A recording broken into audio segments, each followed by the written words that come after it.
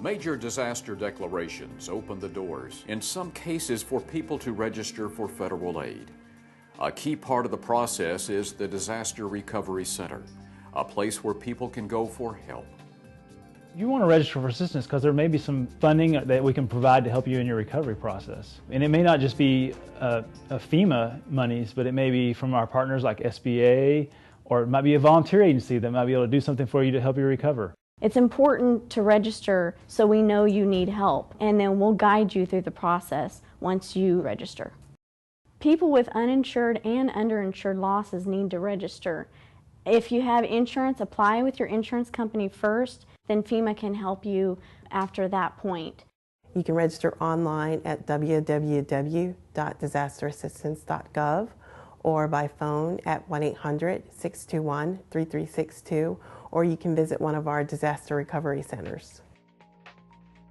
At the request of the state, we set up the Disaster Recovery Center to support locally. And so you're going to have everybody from FEMA, the Small Business Administration, possibly other voluntary agency partners and local partners as well. So there could be a wide variety of people that are all there to basically help you in the whole process. Our friendly representatives are going to take you and going to walk you through there and make sure that you get an opportunity to ask questions. And then we're going to try to connect those questions with people who can provide answers for you. Hazard mitigation may be at a disaster recovery center or somewhere locally, and I'd like to encourage you to talk with a mitigation representative because they can show you things like how to rebuild your home to be more flood resilient, or how to build a safe room, or how to elevate your home and utilities. We know that disasters have a psychological effect on individuals, and sometimes people just need to talk to someone else about it. Sometimes it can be a major effect. If family members that have lost their lives, and if you've lost everything that you own, you know it's going to have an effect on you, and you need to talk to someone. A counselor is available in the center. However, if there's not a counselor there, you will at least be able to obtain referrals for local community resources.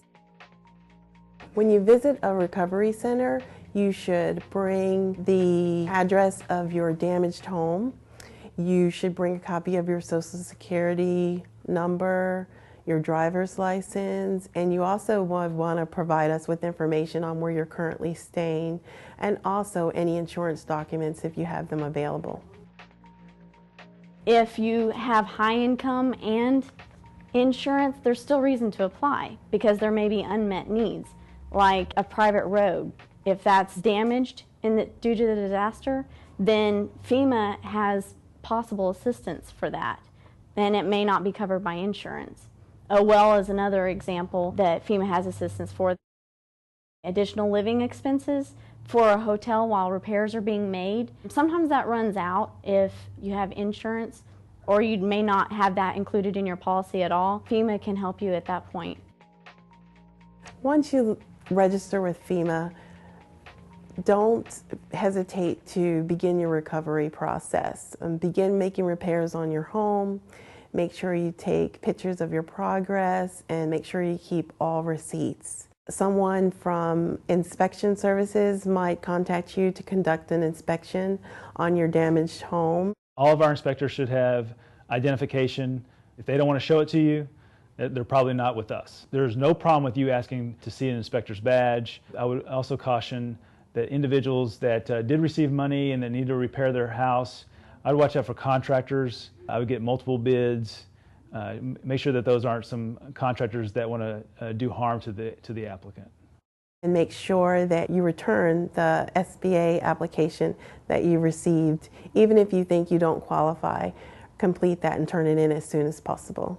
In order to find out if you qualify for disaster assistance, FEMA will send you a letter in the mail.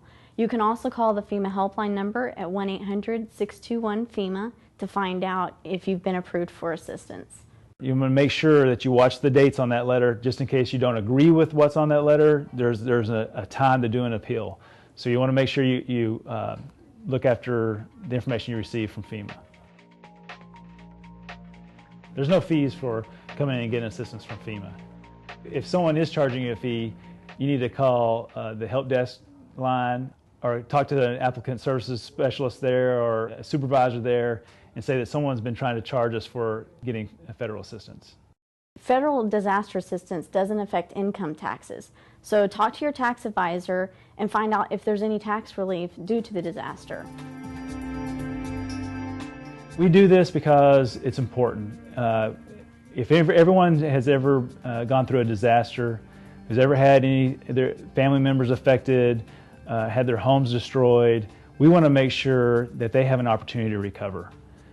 So FEMA and our partners provide assistance to help them through that recovery process. We want them to get as close to normal as possible.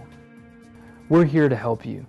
And it's more than just a mission of our agency. It's a personal mission I think that each of us have to help our fellow citizens recover from disasters and do whatever we can as part of the team in doing our full role and our due diligence to make sure that you gain every single bit of resources that we can provide you.